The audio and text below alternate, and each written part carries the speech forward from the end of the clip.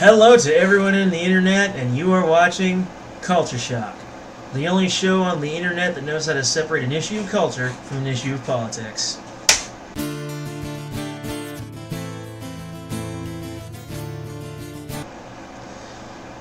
Okay. Now, let's hope this episode goes better than the Unglobalist for this week. Ouch. The Unglobalist for today, because this is daily. So, Ruth Bader Ginsburg apparently took a nasty fall and fractured 3 ribs. Well, she's old. She's been in there since 1993. Good grief. Fucking career politicians, man. I mean, she should retire. She's been in there a long time. And she should have retired a long time ago. Now, my opinion on the injury. Help! I've fallen and I can't get up! Yeah, that was tasteless. I'm sorry. Yeah, I crossed the line there, and I apologize. Sorry to all you older folks who may be watching. You get this news for free. You don't have to pay for cable, although you do have to pay for internet. I can't change that. But, yeah.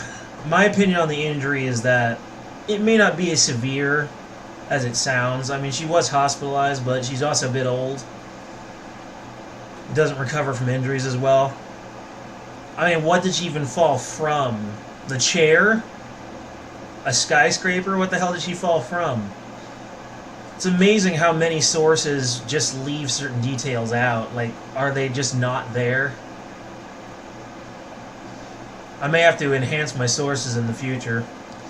But I suspect very much that it was probably just like a fall from like some stairs or something. Something very common like that. Anyway, I hope this sends her a message that she needs to fucking retire. Moving on. The lefties are now guilting white women over voting Republican. A bunch of white women voting Republican, talking about, oh, you're voting against feminism, you're voting against what's in your best interest, blah, blah, blah. Yeah, well, you know, it's very white to vote Republican. Oh, it's very white. I mean, it's right up there with mayonnaise sandwiches, drinking milk, wearing white t-shirts, and listening to Andrew WK. Look, at this point, it's not worth voting Democrat, so voting Republican's a fucking good thing. Of course, the left is spinning this as white supremacy instead of what it really is just white culture. Of course, for them, white culture and white supremacy are the same fucking thing. They don't know the difference. They think there isn't a difference. There is, but they think there isn't.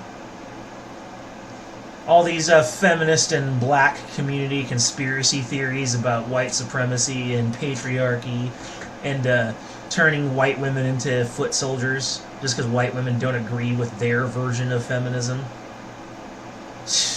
Ridiculous. They're voting who they think is right for the country.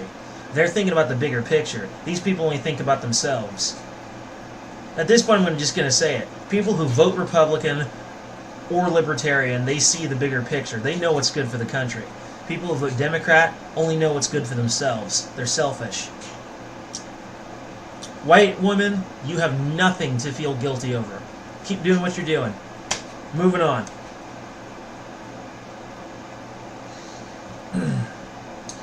There was a mass shooting at a country dance bar in Cali, in California. Another mass shooting with 12 dead. Now, there was a previous shooting in Las Vegas where 58 died, and many of the people at this one were survivors of that one. Wow, to see something like that twice in one lifetime. Those poor people. The shooter was a Marine, if you can believe it. The police eventually got the shooter, shot him. It's like, how does just an ordinary-ass cop take down a Marine? Aren't Marines supposed to be tough? Tougher than cops? Guess not. Guy probably had PTSD and was acting out some scenario in his head. Because PTSD will do that to you. It'll cause you to have hallucinations based on vivid hallucinations based on past memories of whatever caused you to have PTSD in the first place. And I imagine several of the survivors from the first shooting also had PTSD. The tragedy this was. Absolute tragedy. I wonder what made him do it. Guess we'll never know. He's dead now. Unless there's something else to examine. But yeah.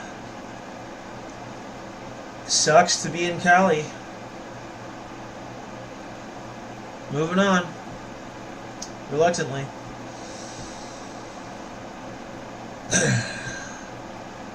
Bionic mushrooms generating electricity? Oh yes. It's a thing. Scientists have now found a way to take a mushroom that played host to some parasitic bacteria. These bacteria conduct electricity with their bodies and release electrons through their membranes.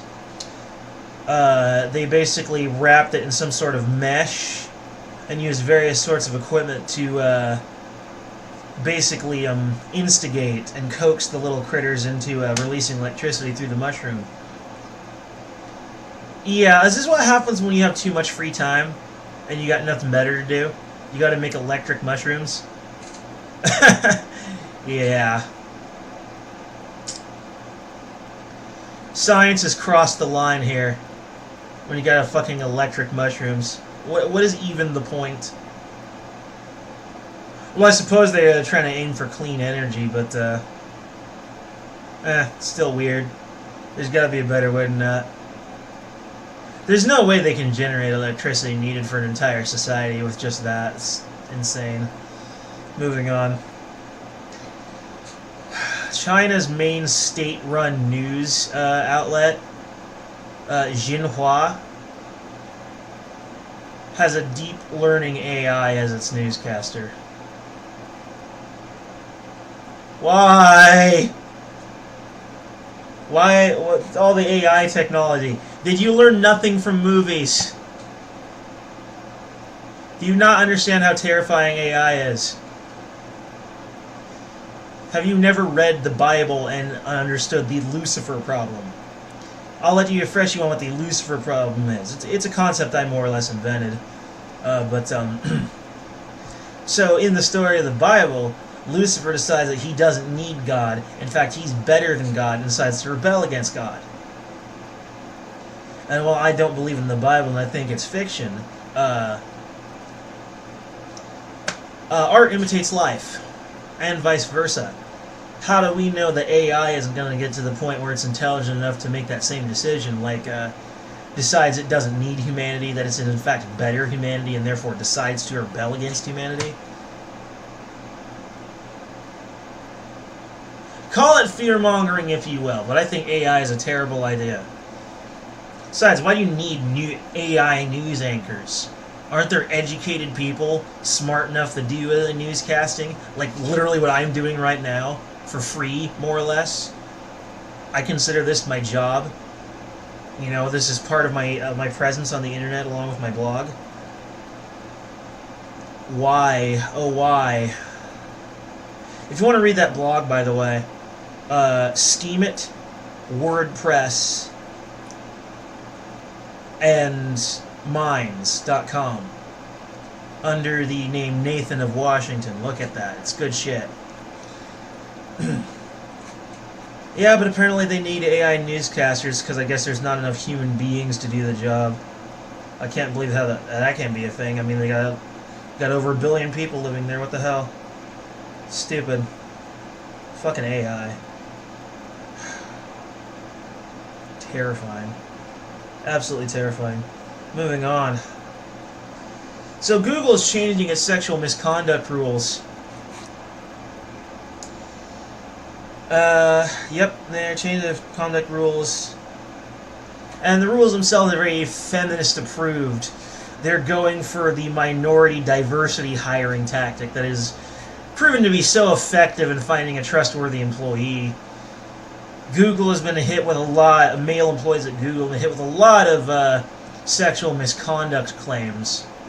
I guarantee you a lot of them are going to turn up fake. I guarantee you. They're doing it just to upset the balance. They literally talking about this, that the rules will all that they admit that the rules will ultimately result in the ratio of male to female employees being more balanced. So they care more about the gender of their employees and whether or not they're actually competent. Don't like getting sexually harassed? Get a thicker skin. You know what? You know why? The thing is, if men sexually harass you, that means they fucking want you. That should be seen as a compliment unless it makes you too uncomfortable. In which case, just ask them to fucking stop. Don't demand that they be removed from their job, which is literally their livelihood. All they did was make you slightly uncomfortable. You ruined their life. Ridiculous. That is not irrational behavior at all. And you know a bunch of these are going to be fake. You just know it. When they're basically it would seem that Google has been infiltrated by SJWs. Because now SJWs are going back to college and getting legitimate degrees. And now they're getting into such areas as programming in particular, in the world of programming. And they keep enforcing their diversity rules into programming. It's even into the Ubuntu Linux community. And it's into Google now, too. I guarantee you that most of these did not happen, and it would maybe only been like one or two. But now they got hundreds of employees just up and leaving their cubicles and going outside to protest. I bet you all of them are snowflakes. Moving on.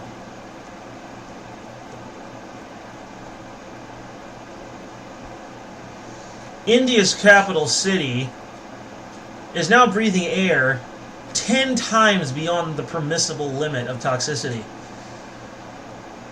Oh yeah, like I was talking about earlier in the Young Globalist today. Global warming is not man-made, but fuel emissions and the emissions of objects other than cars, such as fireworks at the festival of Diwali,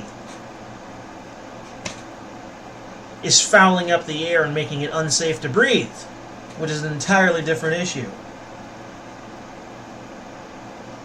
The crisis itself, again, was caused by fireworks at the festival of Diwali, which is their version of the Day of the Dead celebration, aka Halloween.